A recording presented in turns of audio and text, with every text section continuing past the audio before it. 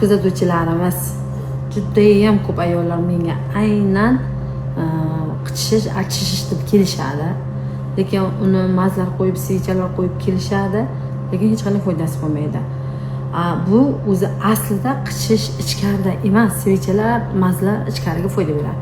Qichishish agar tashqariga bo'ladigan bo'lsa, bu umuman boshqa kasallik hisoblanadi. Bu likoplakiya, ya'ni koronavirus kasalligi hisoblanadi. Bu kishi ham bormagan joylari, qilmagan ishlari qolmagan, shunaqangi qichishish kuchli, hattoki mana hozir qo'l tekkanda o'zi boshlanib ketyapti umuman. Umuman ichki kiyimlar ham kiyolmay qolganlar, shunchalik to'g'risini aytsam, bir qavat teri shilinadigan darajada bo'lib qolgan. Bu aynan likoplakiya yoki koronavirus kasalligi deyiladi. Hamma joyga borib davolanib ko'rganlar. Shuning uchun hozir keldilar meni oldimga, jiyanlari Instagramdan ko'rgan ekanlar bizlarni. Olib keldilar, men ko'rdim va ko'rib faqat shu narsa bilan yordam bera olaman. Ya'ni lazer muolajalari orqali, opa bundan boshqa narsa bilan siz yaxshi qila olmaysiz deb aytdi.